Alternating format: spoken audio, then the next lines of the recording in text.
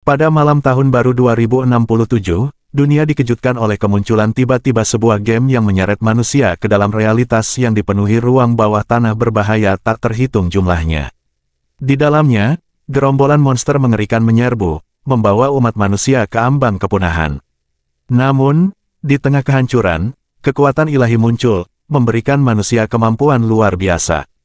Spesies manusia bangkit, menjadi pemburu yang ditakuti, dan perlahan mulai menyelamatkan dunia dari ancaman monster yang terus mengepung. Dari titik itu, hanya yang terkuat yang dihormati, dan hukum survival of the fittest menguasai segalanya. Suong, seorang pemuda yang kecewa, berjalan di Hunter Square dengan kepala tertunduk.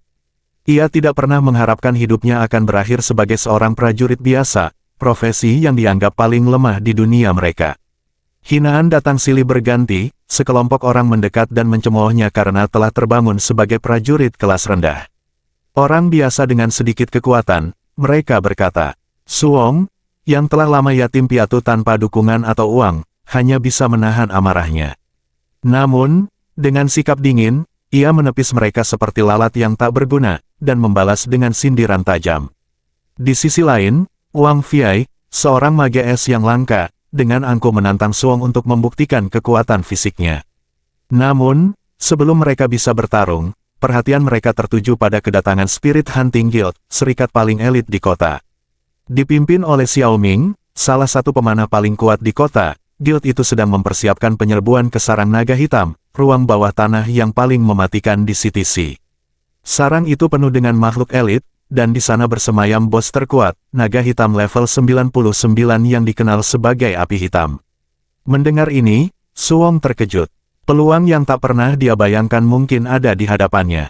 Namun, di dunia ini, hanya kekuatan yang dihargai. Bahkan guild-guild tingkat rendah pun enggan menerima seorang prajurit seperti Suong. Apalagi, elit seperti para pemburu di Spirit Hunting Guild. Keraguannya mulai menguasainya, apakah ini takdirnya? Hanya seorang prajurit biasa yang terus diremehkan. Tiba-tiba, sebuah sistem misterius muncul di depannya, memperkenalkan dirinya sebagai sistem paruh waktu bos. Suong terkejut. Sebuah simbol aneh muncul di dadanya, tak terlihat oleh orang lain.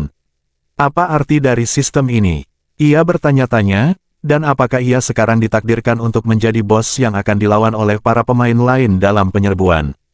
Tanpa sadar, Suong kini mungkin memegang kunci untuk mengubah takdirnya dalam dunia di mana yang terkuat selalu memegang kendali.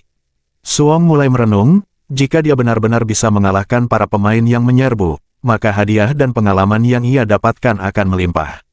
Bahkan seorang prajurit paling lemah sekalipun bisa dengan cepat menjadi kuat. Namun, kekhawatirannya terus menghantui, bagaimana jika dia justru kalah. Tiba-tiba, sistem memberinya peringatan bahwa ia akan segera dicabut karena kurangnya respons dari dirinya. Hitungan mundur dimulai, tapi Suong ragu. Dia tak ingin terus hidup diinjak-injak. Baginya, ini adalah satu-satunya jalan untuk menjadi lebih kuat. Di detik-detik terakhir, ia memutuskan untuk menerima tawaran sistem dan menerima pekerjaan sebagai bos paruh waktu. Seketika, Suong ditransportasi ke lokasi asing. Saat dia terbangun, pemandangan di depannya membingungkan, naga-naga kecil berterbangan di sekelilingnya.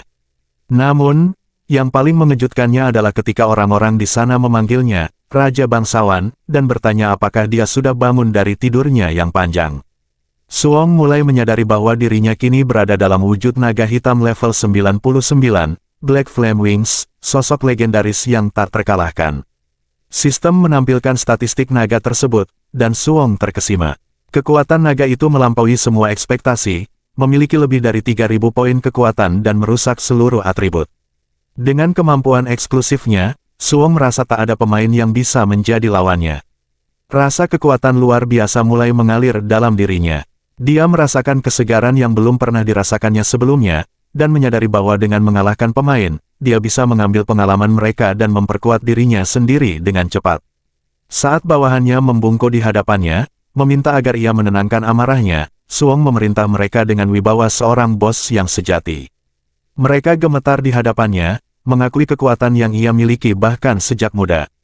Namun, pandangannya beralih pada sebuah kandang di sampingnya. Di dalamnya, seorang wanita peri terperangkap, dengan amarah di matanya. Peri itu mengancam Suong, menyatakan bahwa ras elf akan membalas jika dia tidak segera melepaskannya. Sebelum Suong bisa bereaksi, mereka merasakan gangguan spasial. Peri itu menyadari bahwa para pemain telah tiba, dan menyebut bahwa seorang pahlawan datang untuk menyelamatkannya.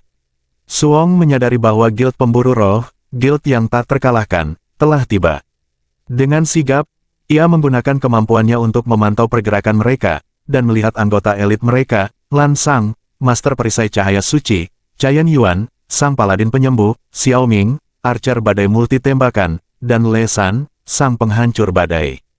Mereka telah mendekati sarangnya, dan Suong tahu bahwa guild itu adalah salah satu yang terkuat di kota. Guild mulai menyerang para monster kecil yang menjaga lembah, dengan efisiensi luar biasa. Tapi Suong merasa bahwa kekuatan sebenarnya dari guild ini belum terlihat sepenuhnya. Merasa tertantang, ia memutuskan untuk meningkatkan kesulitan. Dengan satu gerakan, dia memanggil 6 monster elit level 95 untuk menantang mereka. Guild terkejut dengan kemunculan mendadak mereka, tapi Le San, dengan penuh percaya diri, memerintahkan timnya untuk melanjutkan pertempuran. Pertempuran berlangsung sengit. Guild menggunakan semua keahlian dan taktik mereka untuk melawan para monster elit, tapi Suong tahu, meskipun mereka ulet, kekuatan mereka seharusnya tidak cukup untuk mengalahkannya. Dia mulai bertanya-tanya apakah mereka menyimpan kartu as yang belum digunakan. Tiba-tiba, dia menyadari bahwa Guild tidak mendekatinya, melainkan bergerak ke arah lain. Suong mengalihkan pandangannya dan melihat sesuatu yang mengejutkan, makam pembunuh naga, dengan kerangka dan harta di dalamnya. Suong menatap marah pada jantung pembunuh naga yang terletak di makam di depannya. Jika Guild berhasil mendapatkan artefak tersebut, mereka akan mampu mengabaikan bakat naganya, dan itu berarti ada peluang nyata bagi mereka untuk mengalahkannya. Kemarahan memuncak dalam diri Suong, membuat bawahannya gemetar ketakutan. Jika Guild Pemburu Roh itu berhasil, segalanya bisa berubah. Sementara itu, peri di dalam kandang merasakan adanya ancaman. Dia memegangi jeruji erat-erat ketika angin kencang berputar di sekitar mereka. Naga hitam, raja mereka, sedang merencanakan sesuatu. Meskipun terkejut, para bawahannya yakin, raja mereka akan kembali dengan kemenangan tanpa penundaan. Dengan cepat, Suong mengepakkan sayap hitamnya, terbang menuju makam, bersumpah bahwa Guild tidak boleh mendapatkan jantung pembunuh naga itu. Di sisi lain, Guild Pemburu Roh bergerak maju menuju makam, siap menghadapi apapun. Sing memperingatkan Le San bahwa ketahanan perlengkapan mereka semakin menipis, konsumsi peralatan jauh di luar ekspektasi mereka. Le San menenangkan timnya, mengatakan bahwa mereka tidak mungkin tertipu oleh pavilion mekanisme surgawi, salah satu strategi paling solid yang mereka miliki. Namun, Chen Yuan khawatir dan mengingatkan semua orang bahwa tidak boleh ada kesalahan. Saat mereka mendekat, Le San menegaskan bahwa naga hitam hanyalah batu loncatan bagi guild mereka. Kemenangan sudah di depan mata, dan mereka akan mengambil semua yang telah dirusak oleh naga itu. Lalu, Ken menyatakan keinginannya untuk mengklaim peri yang terkurung sebagai miliknya, dan gadis itu diyakini sebagai kunci masuk ke kerajaan peri. Mereka siap untuk menaklukkan naga dan membawa peri tersebut sebagai trofi mereka. Namun tiba-tiba, suara menggelegar terdengar dari langit. Mereka mendongak dan melihat sesuatu yang sangat besar. Itu bukan monster kecil seperti yang mereka kira, itu adalah naga hitam, Black Flame Wings. Le San terkejut. Mengapa bos mereka muncul di sana? Semua rencana mereka tampak mulai kacau. Menyadari bahwa mereka belum mendapatkan jantung pembunuh naga, Chen Yuan berseru bahwa mereka tidak bisa bertarung tanpa itu. Le San menyuruh guild mundur dengan cepat, tapi Suong menyeringai dari jauh, menyadari bahwa guild ini diliputi rasa takut. Ini adalah kesempatan emas baginya untuk menghancurkan mereka sekaligus dan naik level dalam prosesnya. Namun, sebelum ia bisa bergerak, serangan besar menghantamnya, kekuatannya hampir mencapai 3000. Le San, dengan tekad kuat, menginstruksikan timnya untuk tidak mundur. Guild mereka bukanlah kelompok lemah. Ia menantang Suong, menjanjikan hadiah besar, uang, peralatan, bahkan wanita, bagi siapapun yang berhasil mengalahkan naga itu. Dorongan semangat ini membuat para anggota guild kembali percaya diri dan mereka mulai mempersiapkan serangan. Tapi Suong tak gentar, dia menerima tantangan itu dengan sikap dingin, siap menghadapi perburuan roh yang mencoba melawannya. Le San memerintahkan Lian untuk segera mengaktifkan penghalang pertahanan terkuat mereka. Namun, tepat saat mereka bersiap, Suong melihat ekornya yang besar sudah siap menghantam mereka. Lesan dengan cepat memperingatkan timnya untuk turun, sementara tim lain bersiap menyerang dari belakang. Tetapi Suong tak akan memberi mereka kesempatan. Di tengah kekacauan itu, sesuatu yang aneh terjadi. Mereka tiba-tiba menghujani Suong dengan serangkaian serangan mematikan. Lian mengaktifkan 3 penghalang cahaya suci, menciptakan perlindungan yang mampu menahan serangan untuk rekan-rekannya selama 3 menit. Chen Yuan menambahkan berkah ilahi, dan Xiaoming menyerukan kepada semua orang untuk memberikan buff maksimal bagi tim dan pemimpin guild. Suong tahu, serangan besar sedang datang, dan sudah terlambat untuk menghindarinya. Dengan keputusan cepat, dia berfokus pada pertahanan, siap untuk menahan serangan besar yang akan datang. Lesan berteriak keras, memerintahkan timnya untuk menyerang. Semua anggota guild segera meluncurkan serangan mereka, memanfaatkan kemampuan terbaik mereka. Ledakan dahsyat pun terjadi, namun Lesan segera menyadari bahwa serangan mereka hanya berhasil memberikan 10.000 kerusakan pada naga hitam, yang memiliki total health point sebesar 4,9 juta. Dengan terkejut, dia menginstruksikan tim untuk terus menyerang dan setidaknya mengurangi 5% dari kesehatan naga itu. Tapi harapan mereka mulai memudar saat mereka melihat dampak serangan yang begitu kecil. Di sisi lain, Suong merasa terganggu. Serangan guild terasa seperti gigitan nyamuk, tak lebih dari sekadar gangguan kecil. Meski demikian, dia menyadari bahwa meski strategi guild telah gagal, mereka masih terus bertahan. Tapi Suong tak memberi mereka waktu lebih lama. Dengan keputusan cepat, dia meluncurkan raungan naga, membungkus tim elit dalam kobaran api. Dalam sekejap, mereka terbakar dan berubah menjadi abu. Suong tersenyum puas, merasa yakin bahwa pertarungan sudah berakhir. Dia merenung bahwa guild ini, bahkan pada level tinggi, bukanlah tandingannya. Namun, betapa terkejutnya Suong saat menyadari bahwa pemimpin guild dan beberapa anggota elit masih bertahan hidup. Lesan, meski terluka, segera memerintahkan rekan-rekannya untuk bangkit kembali. Dia memperingatkan bahwa Suong akan lumpuh setelah menggunakan raungan naga, tapi rekan-rekannya tampaknya tidak mendengarkan. Suong, dengan penuh amarah, menatap Lesan dan bersiap untuk menghabisinya sekali dan untuk selamanya. Saat Lesan terbakar oleh api naga, dia berseru pada naga hitam bahwa ini belum berakhir. Tapi tiba-tiba, sistem muncul dengan notifikasi bahwa para penyusup telah sepenuhnya dimusnahkan. Suong terkejut, bertanya-tanya apakah semuanya benar-benar sudah selesai.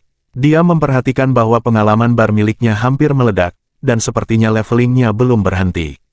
Bahkan, ia berpotensi mencapai level 42 dalam waktu singkat. Tak hanya itu, Suong juga menerima drop peralatan yang sangat berharga. Dia tak percaya melihat 3 set peralatan diamond dan beberapa platinum turun di depannya. Salah satu dari barang-barang tersebut adalah busur, senjata utama wakil presiden guild. Meski dia tak bisa menggunakannya, Suong tahu barang itu bisa dijual di rumah lelang dan menghasilkan miliaran koin. Dia tersenyum puas, merasa bahwa hadiahnya terlalu bagus untuk menjadi kenyataan. Tapi ada satu hal yang membuatnya sangat terkejut, sebuah permata rusak tak terbatas yang bahkan bisa digunakan oleh pemain level 1 untuk memakai peralatan platinum, yang biasanya membutuhkan level 61. Suong menyadari bahwa pedang platinum itu adalah yang paling cocok untuk kelas warriornya. Setelah dia menggunakan permata itu, sistem memberitahunya bahwa waktu tugas gandanya akan segera berakhir. Tanpa ragu, Suong memilih untuk kembali dan mengganti pekerjaan dengan segera. Saat dia kembali ke dunia nyata, dia terkejut menemukan dirinya berjalan lurus pulang ke rumah, bukannya ke plaza perubahan pekerjaan seperti yang dia rencanakan. Meski begitu, dia sangat senang karena telah mencapai level 20 dengan mudah. Dia segera mengalokasikan 100 poin kekuatan dan 50 poin semangat, yang kemudian menyebabkan ledakan aura yang kuat. Kekuatan Suong meningkat drastis, tapi ruangan di sekitarnya menjadi berantakan. Dia memutuskan untuk lebih berhati-hati di masa depan. Setelah melihat waktu sudah larut, Suong memutuskan untuk beristirahat. Dia bertekad untuk pergi ke kuil besok untuk mengambil quest transfer dan menyelesaikan perubahan pekerjaan. Di tempat lain, di aula pemburu roh, anggota guild terkejut melihat pemimpin guild mereka kembali. Tapi kemudian mereka menyadari bahwa level pemimpin mereka telah turun, sesuatu yang tampaknya mustahil. Lian pun mengungkapkan bahwa Paviliun Tiangi telah menipu mereka dengan memberikan strategi yang salah, meski ia telah menukar cincin alam semesta untuk mendapatkannya. Sementara itu, Xiao Ming terluka parah karena senjata diamond-nya meledak, dan Chen Yuan menangis karena sepatu bot diamond miliknya hancur, merusak mimpinya untuk memasuki istana peri. Lesan, dipenuhi kemarahan, bersumpah untuk mencari paviliun Tiangi dan meminta penjelasan. Dia bertekad tidak akan berhenti sampai mendapatkan jawaban. Di panti asuhan Kanon, suasana penuh kejutan saat paket-paket tiba bertubi-tubi. Kurir menyampaikan bahwa semuanya berasal dari seorang klien misterius. Di tengah kekacauan itu, seorang anak bernama Zota berlari-lari riang. Seorang pria tua memperingatkannya untuk berhati-hati, namun tak lama setelahnya, kotak-kotak besar nyaris jatuh dan menimpa Zota. Tapi tepat sebelum tragedi terjadi, seseorang muncul dan menyelamatkan Zota, mengangkat kotak-kotak itu dengan mudah. Saat Zota melihat penyelamatnya, dia terkejut, itu adalah Su Yang. Anak-anak lainnya langsung mengerumuni Su Yang, sedangkan pria tua itu, melihat betapa kuatnya Su Yang sekarang, berkomentar bahwa Su Yang pasti sudah semakin hebat. Su Yang hanya tersenyum dan mengatakan bahwa dia baru saja berganti profesi kemarin, dengan sedikit keberuntungan, dia juga mendapatkan banyak uang. Pria tua itu bertanya apakah Su Yang telah bergabung dengan tim penyerang Dungeon, memperingatkan bahwa pemula bisa kehilangan level, bahkan nyawa, jika tidak berhati-hati. Su Yang meyakinkan pria itu agar tidak khawatir, menjelaskan bahwa monster-monster yang dia hadapi cukup patuh. Dia juga menyebutkan akan segera pergi ke kuil untuk menjalani perubahan profesi. Mendengar ini, pria tua itu tampak bingung karena tahu Su Yang baru saja terbangun di aula perubahan profesi. Sementara itu, Su Yang tak bisa mengabaikan percakapan di sekitarnya tentang perseteruan antara Guild Perburuan Roh dan cabang Paviliun Tiangi. Mendengar ini, dia merenung bahwa serangan guild terhadap naga hitam sudah tersebar luas. Mereka hanya berani menyerang naga karena strategi mereka berasal dari Paviliun Changji. Namun, Su Yang mulai curiga bahwa ada sesuatu yang salah dengan strategi itu, dan Paviliun Changji mungkin akan menjadi musuh berikutnya. Di tengah lamunannya, Wang Fei memanggil Su Yang dan mengejeknya, mengatakan bahwa Su Yang terus datang ke kuil hanya untuk mencoba peruntungan, karena tak ada guild yang menginginkannya. Wang Fei mengaku bahwa dia seharusnya memberi Su Yang pelajaran kemarin, tapi urusan guild membuatnya menunda. Sekarang, Wang Fei bersiap untuk menindaklanjutinya. Namun, saat dia melangkah, Su Yang dengan cepat memukul Wang Fei hingga tersungkur, mengatakan dengan tenang bahwa dia hanya membunuh seekor lalat di wajahnya. Melihat ini, teman-teman Wang Fei panik dan lari ketakutan, meninggalkan Wang Fei yang kesehatannya tinggal 5%. Di belakang Su Yang, seorang wanita yang berprofesi sebagai pemandu transisi kuil bertepuk tangan. Dia menawarkan bantuan kepada Su Yang, yang dengan santai menyatakan bahwa dia ingin menjalani transisi profesi. Saat mereka berjalan menuju patung Dewa Transisi, wanita itu merenung. Meski Su Yang tampak seperti pemula, kekuatan dan kecepatannya jelas menunjukkan bahwa dia sudah berada di level 20. Wanita itu menduga Su Yang mungkin berasal dari keluarga terkemuka, tapi dia tak pernah mendengar tentang bakat muda sehebat ini sebelumnya. Sesampainya di lokasi, wanita itu menjelaskan tentang patung Dewa Transisi, yang akan mendeteksi profesi dan level Su Yang, lalu memberikan tugas transisi. Dia juga memberitahu bahwa tugas transisi terbagi dalam 4 tingkatan, dan mengarahkan Su Yang untuk mengambil tugas bintang 3, yang cocok untuk seorang prajurit. Namun, Su Yang mempertanyakan mengapa dia tidak merekomendasikan tugas bintang 4. Wanita itu menjelaskan bahwa meskipun tugas bintang 4 lebih sulit, profesi prajurit cenderung lebih lemah dibandingkan yang lain. Dengan tekad bulat, Su Yang mengaktifkan patung dewa dan terkejut ketika dia ditawarkan tugas bintang 5. Bingung, dia bertanya kepada wanita itu tentang tugas tersebut. Wanita itu menjelaskan bahwa tugas bintang 5 sangat sulit, hampir mustahil untuk diselesaikan. Tanpa bantuan eksternal, dan kegagalan akan menyebabkan Su Yang terjebak dalam transisi selamanya. Namun, Su Yang merasa bahwa dengan 100 poin semangat dan kesempatan untuk menjadi prajurit iblis, tugas bintang 5 adalah tantangan yang layak dihadapi. Meskipun wanita itu merekomendasikan tugas bintang 3, Su Yang tanpa ragu memilih tugas bintang 5. Sistem segera diaktifkan, memberi Su Yang batas waktu 72 jam untuk menyelesaikannya. Wanita itu, terkejut dan khawatir, meminta Su Yang untuk berhati-hati, namun Su Yang dengan tenang berkata bahwa dia tidak memerlukan kekhawatiran itu. Saat Su Yang pergi, wanita tersebut masih tertegun dengan keputusan Su Yang, lalu segera memerintahkan seseorang untuk melaporkan ini kepada imam besar. Sementara itu, Di pusat teleportasi Kota Roh Timur, diumumkan bahwa gerbang teleportasi sedang dalam pemeliharaan dan akan tertunda beberapa menit. Su Yang, meski agak terkejut, memutuskan untuk menunggu dan mengamati situasi lebih lanjut. Di tengah hutan yang dingin dan sunyi, di bawah naungan bulan yang pucat, Xiao Kaiyan memimpin anggotanya dari Guild Begret.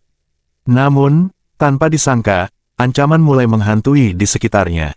Pemerintahan hantu Zuan memperingatkan para petualang, termasuk Soken dan teman-teman sekelasnya, untuk tetap dekat dan waspada. Namun, Kaiyan menyadari ada sesuatu yang lebih gelap dari sekadar peringatan, terutama ketika Suong tiba-tiba muncul di depan matanya, menggoda mereka seolah segalanya adalah permainan. Sementara itu, Su Yang, petualang pemberani, melaju sendirian menuju hutan bulan yang beku. Tidak ada jejak makhluk lain di sekitar, tapi nalurinya mengingatkannya untuk tetap waspada. Dan benar saja, seekor monster menerjang dari bayang-bayang. Beruntung, refleksnya cepat, dan dia berhasil menghindar tepat waktu. Su Yang merenung, apakah ini monster dari quest yang disebutkan? Sembari bersiap dengan senjata api pedang raksasa platinum, dia menyadari kekuatan barunya yang luar biasa. Meski senjata itu tampaknya terlalu kuat untuk levelnya, berkat permata yang rusak, dia bisa menggunakannya. Mengingat insiden di mana dia menghancurkan sekumpulan permata tingkat tinggi saat mencoba memodifikasi senjatanya, Su Yang menahan senyum tipis. Meski kehilangan hampir semua hartanya, dia yakin bisa mengatasinya dengan cepat. Apalagi, sahabatnya, Xiao Ming, mungkin akan membantunya nanti. Tanpa diduga, Su Yang mendapati dirinya dikelilingi oleh sekawanan serigala Azure. Jumlahnya banyak, tetapi tanpa ragu, ia menggunakan gulungan sihir baptisan api khusus, yang langsung menghanguskan semuanya dalam sekali serangan. Poin demi poin bertambah dalam sistemnya, namun Su Yang tahu pertarungan sejati belum dimulai. Masih ada sang Raja Serigala Alpha yang menanti di dalam gua misterius hutan bulan. Di tempat lain, sekelompok mage tengah mempersiapkan diri untuk menghadapi bos gua yang sama. Mereka mengintai Su Yang dari balik semak-semak, berharap memanfaatkan keberadaannya sebagai umpan. Namun, ketika Su Yang bergerak, bumi seolah bergetar hebat di bawah langkahnya. Para mage hanya bisa terpaku, kaget oleh kekuatan yang tak terduga dari petualang muda itu. Sementara itu, Raja Serigala Alpha mengamuk, atributnya melonjak, siap untuk menghancurkan siapapun yang berani menantangnya. Ketegangan meningkat, Su Yang dan Raja Serigala Alpha siap bertarung hingga akhir. Pertempuran terakhir di hutan yang dingin akan menentukan segalanya. Akankah Su Yang berhasil menaklukkan monster legendaris itu atau terjebak dalam amarah tanpa akhir? Jika kamu ingin mengetahui kelanjutan dari kisah ini, jangan lupa untuk berkomentar dan beri like serta subscribe.